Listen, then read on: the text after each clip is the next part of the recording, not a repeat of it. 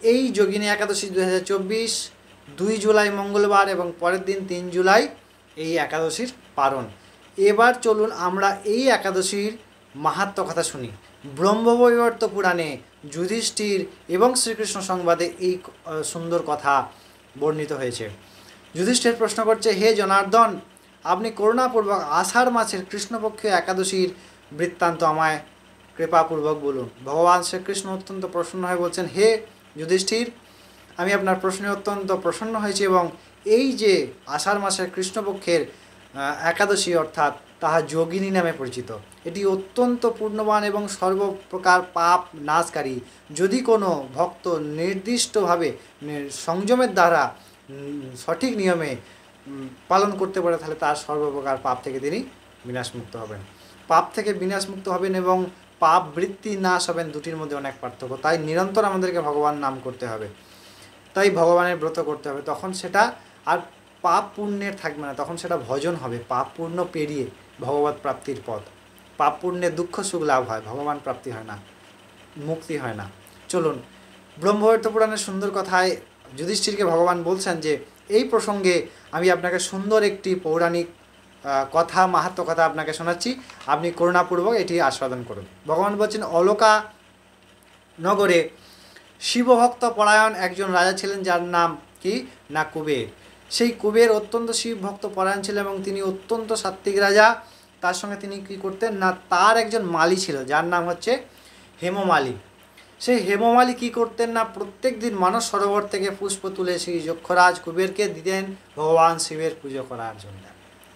এই প্রকারে একদিন হঠাৎ তার সেই যে হেমমালি তার স্ত্রী ছিলেন, তার স্ত্রী অত্যন্ত সুন্দরী সুশীলা বিশালাকে, এবং তিনি তার স্ত্রীকে অত্যন্ত ভালোবাসতেন। সেই হেমমালি, তার মালি, কুবের এর মালি, তার স্ত্রী অর্থাৎ হেমমালি তার স্ত্রী বিশালক্ষ্মীকে অত্যন্ত ভালোবাসতেন। একদিন কি হলো, তিনি তার স্ত্রীর প্রতি অত্যন্ত কামাসক্ত হয়ে পড়লেন এবং এইদিকে রাজার পুজোর সময় চলে যায়। প্রায় 2 প্রহর পেরিয়ে যায়, কিন্তু রাজা দেখছেন যে মালি এখনও ফুল নিয়ে আসে নাই, শিব পূজা দেরি হয়ে যাচ্ছে। তিনি অত্যন্ত কুপিত হলেন সেই মালির প্রতি এবং তার একজন দূত অর্থাৎ কুবের তার একজন দূতকে পাঠালেন হেমমালির বাড়িতে, যে তার কেন তিনি আসেননি সেই বৃত্তান্ত করার জন্য। সেই দূত গেলেন, গিয়ে দেখলেন তিনি তার স্ত্রীর সঙ্গে কাম ক্রীড়ায় রত। তাই সেই কথা এসে মহারাজকে বললেন। তিনি অত্যন্ত কুপিত হলেন যে ভগবান শিবের পূজা বাদ দিয়ে তিনি তার স্ত্রীর সঙ্গে কামরত হয়েছেন। তক্ষুনি তাকে হাজির করার আদেশ করতেই তিনি খবর পেয়ে স্নান না করে তিনি সেখানে আবির্ভূত হলেন রাজার কাছে।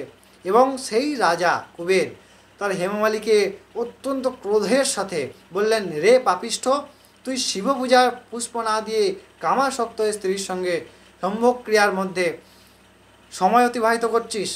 তুই যেমন বোকা বুদ্ধিযুক্ত কাজ করছিস, আমি তোকে অভিশাপ দিচ্ছি।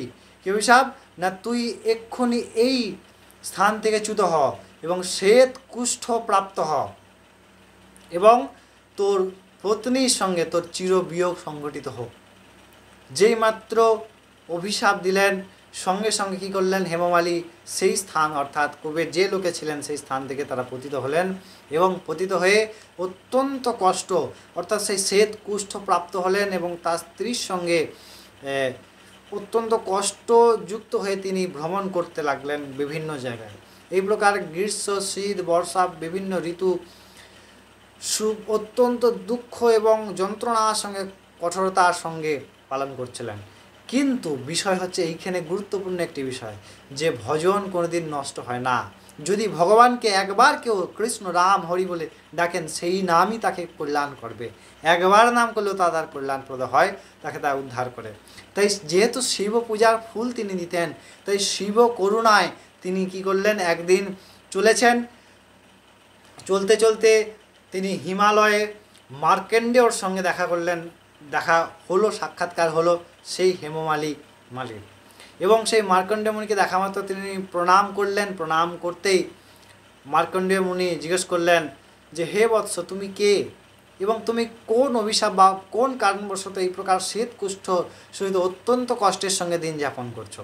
তখন সেই হেমমালি কী করলেন, বলছেন মার্কণ্ডেয় মুনিকে যে হে ঋষিবর, কৃপাপূর্বক আমার প্রতি আপনার করুণা বর্ষণ করুন, কারণ আপনার সাধু করুণায় সমস্ত প্রকার পাপ মুক্তি হয়, সমস্ত প্রকার বিঘ্ন দূর হয়, সমস্ত প্রকার প্রারব্ধের শেষ হয়। আমার নাম হেমমালী, আমি কুবের নামক রাজার কাছে ছিলাম। এই প্রকার শিব পূজায় ব্যাঘাত হওয়ার কারণে তিনি আমায় অভিশাপ দিয়েছেন, আমি এই প্রকার যন্ত্রণা ভোগ করছি। তখন তিনি বললেন, তুমি অত্যন্ত ভাগ্যবান।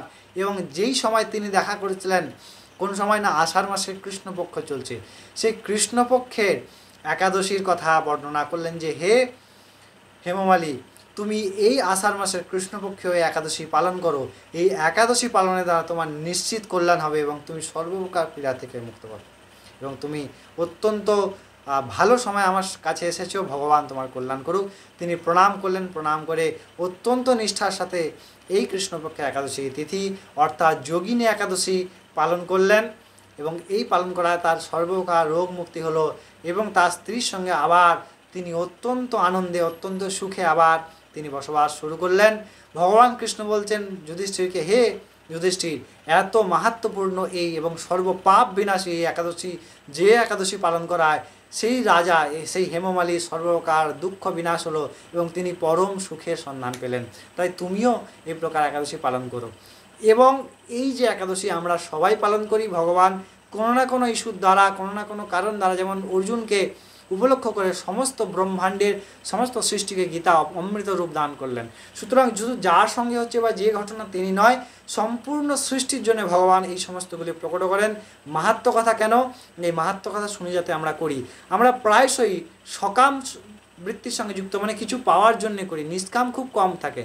তাই সকাম বা নিষ্কাম কোনো প্রকারে ভগবানের ব্রত করলে সেই নাম, যেমন এই হেমমালীর কল্যাণ হলো তেমন আমাদের কল্যাণ হবে। তবে নিষ্কামভাবে যখন এই ব্রত করে পরের দিন আমরা ভগবানের শ্রীচরণে অর্পণ করব, তখন নিশ্চয়ই তা আমাদেরকে সেই পরমধাম পরম পদে প্রাপ্তি করতে হবে। অবশ্যই এই একাদশীতে আপনারা ভগবানের শ্রী নাম সংকীর্তন করুন, খুব করে গুরু দেওয়া মন্ত্র, ইষ্ট মন্ত্র জপ করুন এবং নাম জপ করুন, এবং খুব করে ভগবানের সেবা করুন, বাড়ির গুরুজনদের সেবা করুন, সাধুগুরু বৈষ্ণবদেরকে যদি পারেন সেবা করুন, ভাগবত কথা শুনুন, সাধুর সঙ্গে যান। এই সমস্ত দ্বারা আমাদের নিশ্চিত সেই কল্যাণ পদ আমরা প্রাপ্ত হব। অবশ্যই ভালো থাকবেন, সুস্থ থাকবেন। আবার পরবর্তী ভিডিওতে প্রাত্যহিক শ্রীমদ্ ভগবদ্গীতা এবং প্রত্যেকটি শাস্ত্র এবং প্রত্যেকটি বারব্রত উপবাস সঠিক এবং স্বাস্থ্যসম্মতভাবে পাওয়ার জন্য আমাদের চ্যানেলটিকে সাবস্ক্রাইব করে সঙ্গে জুড়ে থাকুন, এবং অবশ্যই বেল বাটনটি ক্লিক করতে ভুলবেন না। অবশ্যই শেয়ার করুন আপনার বন্ধুবান্ধব এবং পরিবারের সমস্তকে, এবং নিজে একাদশী করুন, সবাইকে পালন করতে সাহায্য করুন। নিজের গুরুর মতে, নিজের আরাধ্যের ইষ্টের মতে আপনারা চলুন। নিশ্চয়ই আপনাদের ভগবান অনেক কল্যাণ করবে। এই প্রার্থনা ভগবানের চরণে। তখন জয় রাধে, জয় নিতাই চৈতন্য।